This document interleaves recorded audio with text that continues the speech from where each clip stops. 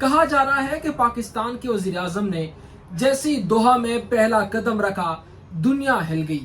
اسرائیل جو ہے وہ نہ صرف جنگ بند کرنے پر مجبور ہو گیا بلکہ وہ سوچ رہا ہے کہ اب دنیا جو ہے وہ متحد ہو چکی ہے.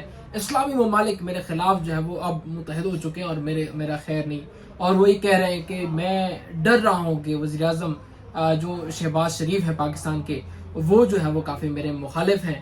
اور اب پاکستان قرارداد منظور کر رہا ہے. وہاں پر جو اجلاس بلایا گیا دوحہ میں جس میں جو عرب ممالک ہیں انہوں نے شرکت کی اور امت مسلمہ مکمل طور پر وہاں آ گئی تھی اور وہاں پر احتجاج ریکارڈ کیا گیا اور کہا گیا کہ اب اسرائیل کی خیر نہیں ہے.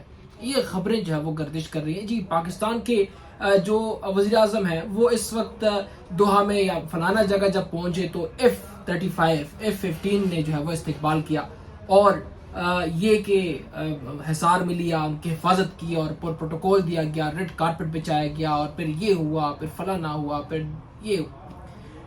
لیکن ان تمام تر چیزوں کا ریالٹی سے کوئی تعلق نہیں ہے. ریالٹی کا مقصد یہ کہ جو کچھ گراؤنڈ پہ ہونا ہے وہ وہی ہوگا جو امریکہ اور اسرائیل چاہے گا.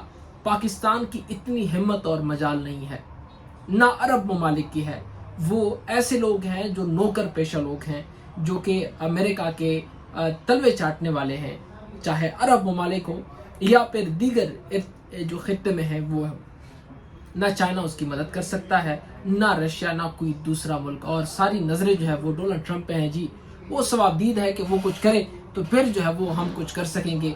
لیکن یہ حیران کن یہ ہے کہ کیسے ہو سکتا ہے کہ امریکہ کو پتہ نہ ہو, دوحہ پہ حملہ ہو اور قطر جیسے جہاں پر بڑے ٹیبل ٹاک جو ہے وہاں ہوتے ہیں, مذاکرات وہاں ہوتے ہیں, چاہے طالبان کے ہوں, چاہے اسرائیل کا ہو, چاہے افغانستان کا ہو, چاہے سعودی عرب کا ہو, چاہے وہ کسی بھی ملک کا ہو, وہ وہاں پہ آ کے بیٹھ جاتے ہیں. لیکن اچانک اس پہ حملہ ہو جاتا ہے اور وہ کہتے ہیں کہ حماس کے جو ٹیررسٹ ہیں انہوں نے, اسرائیل کہتا ہے کہ وہ جو قطر ہے انہوں نے یہاں پر رکھا اور پھر ہم نے حملہ کر دیا.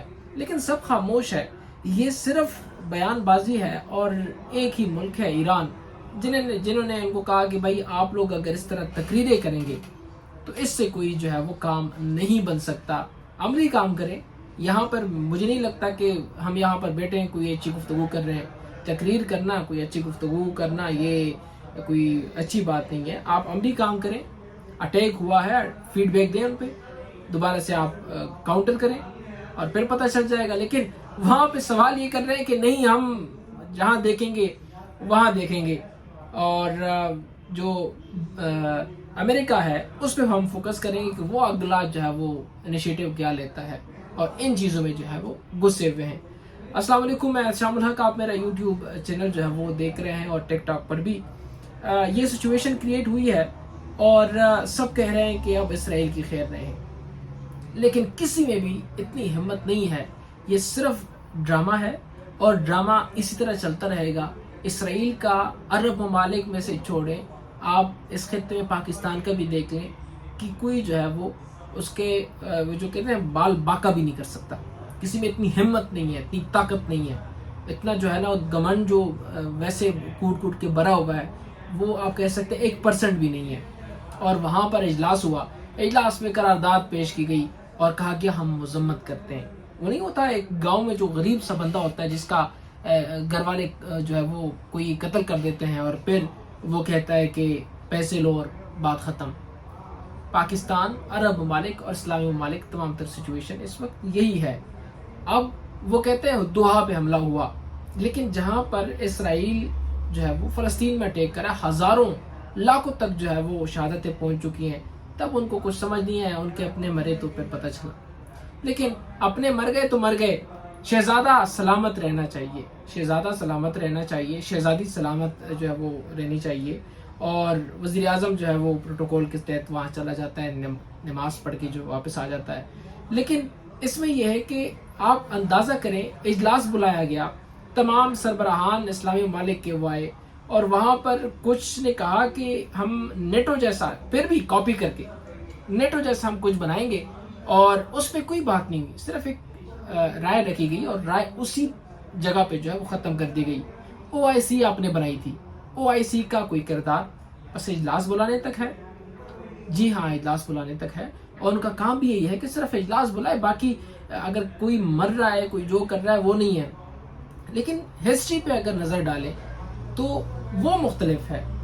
کون آج تک عرب ممالک میں امریکہ کے خلاف کھڑا ہوا ہے؟ سعودی عرب کھڑا ہوگا، جہاں پہ فحشی اور جہاں پر ایک مغرورانہ طبقہ جو ہے وہ وہاں پر بیٹا ہے اور ہر شخص کو کمتر سمجھتا ہے، کفیل نظام وہاں پہ قائم ہے، تو کون اس کے خلاف بولے گا؟ جہاں سے ڈالر آ رہے ہوں، ان کا پیٹرول، ان کا جو ہے وہ آئل اینڈ گیس چیزیں جو ہے وہ امریکہ خرید رہا ہے، پیسے ڈالر دے رہا ہے، وہ پاگل ہے کہ ان چیزوں میں گھسے؟ پاکستان جو اس وقت بہترین تعلقات امریکہ کے ساتھ بنائے ہوئے ہیں اور انڈیا کے خلاف ایک محاذ کھولی ہوئی ہے، اور نوبل پرائز ایوارڈ جو ہے وہ دیا جا رہا ہے، پاکستان میں اتنی ہمت ہے، اتنی طاقت ہے جو کہ وہاں پہ جا کے اس کے حق میں بولے کہ وہی غلط ہو رہا ہے۔ یہ پریس ریلیز ہوتی ہیں جو کہ پاکستان کے جو ان کے اپنے ڈپارٹمنٹ ہے وہ عوام کو خوش کرنے کے لیے کرتے ہیں، لیکن وہاں پر ان کا کوئی کردار نہیں ہے، بیان بازی صرف چل رہی ہے، لیکن عملی کچھ اگر ہو رہا ہے، کچھ نہیں ہو رہا۔ آپ گئے تھے، آپ جو ہمارا چیف ہے مارشل، وہ گیا تھا، کیا بات کر کے آیا ہے؟ نہیں کر کے آیا۔ پاکستان میں پولیٹیکل سٹیبلٹی ہو رہی ہے، بات کر کے آیا ہے؟ نہیں کر کے آیا۔ ایک آرٹیکل جو کہ انہوں نے شائع کیا، جو کالم ہے وہ لکھا سہیل وڑائش نے، اس پر بھی جو ہے وہ تنقید کی گئی، کہا کہ ایسی کوئی بات نہیں ہوئی۔ وہ اتنا بڑا صحافی ہے، وہ اپنی طرف سے جھوٹ بولے گا؟ لیکن ہر طرف سے ڈر و خوف ہے، اور وہی لوگ جو یہاں سے ریٹائرڈ ہو کے امریکہ اپنی جائیدادیں لیں گے، وہ پاگل ہیں پاکستان وہ کسی کے حق میں بولے؟ ان کے 20 سال 10 سال 5 سال رہ گئے ہیں، اور یہاں سے ریٹائر ہو کے وہ ظاہر ہے انہوں نے دبئی اور امریکہ ہی جانا ہے، وہ وہاں سے آ کے پھر وہاں پہ معاملات خراب کرے گا؟ کوئی پاگل ہے؟ لیکن اس میں یہ ہے کہ شروع سے چلتا آ رہا ہے، کوئی بھی شخص اس چیز پہ جو ہے وہ کمپرومائز نہیں کرتا، اور وہ کوشش کرتا ہے کہ اپنے معاملات سیٹ کیے جائیں۔ جزیرے کون لے گا پھر؟ کس طرح سے لوگ جو ہیں وہ یہاں پر اگر کسی امریکہ کے خلاف بولیں گے تو امریکہ ان کو سواگت کرے گا؟ نہیں، بالکل نہیں۔ ان کے لیے معاملات مسلسل جو ہے وہ بڑھتے چلے جائیں گے، اور وہ کوئی بھی نہیں چاہتا، کیونکہ یہ ایلیٹ کلاس ہے، اور جو کہ اس وقت پاکستان کی تمام تر چیزوں کو دیکھ رہا ہے، ہائیبرڈ نظام ہے، اور وہ اس طرح کوئی چیز نہیں چاہتا کہ امریکہ جو ہے وہ ان کے ویزے بند کر دیں۔ ان کے پاس اور کوئی راستہ نہیں ہے، وہ ایسے ہو جائیں گے جیسے بیکاری۔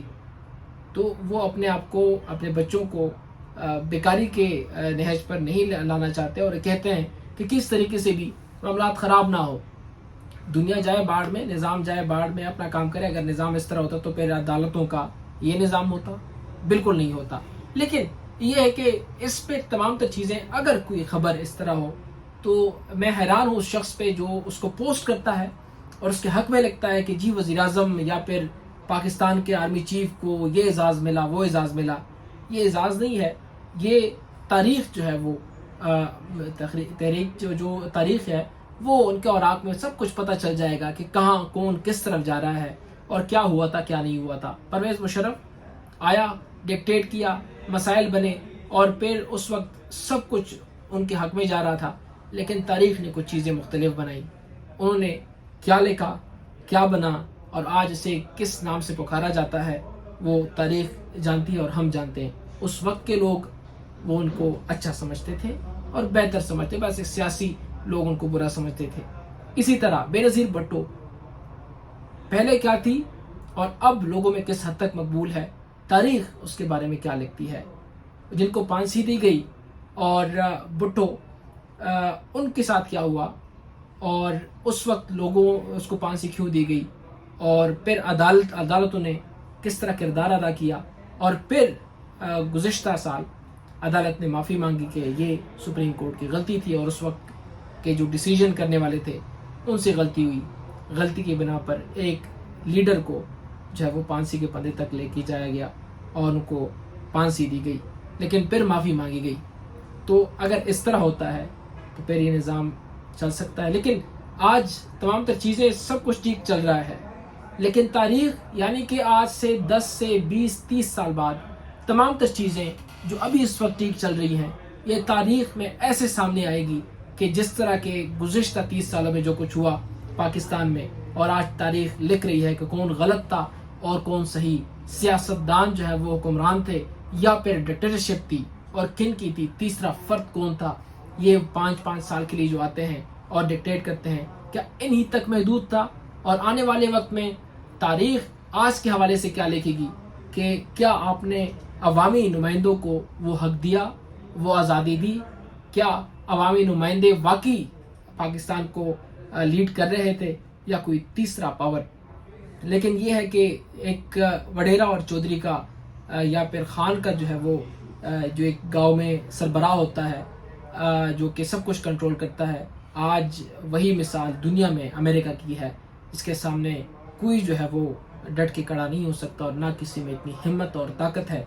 और ये मैं नहीं कह रहा, ये बड़े बड़े लोग कहते हैं और ये एक दिन तारीख जो है वो सामने लेके आएगी कि कौन किसके सामने डटा रहा और किस में कितनी ताकत थी, कौन मुल्क के खातिर था और कौन जो है वो अपने अहलो आयाल, अपने बीवी बच्चों की पढ़ाई और ये चीज़ों के आसाइशों के लिए वो अमेरिका के तलवे चाट रहा था।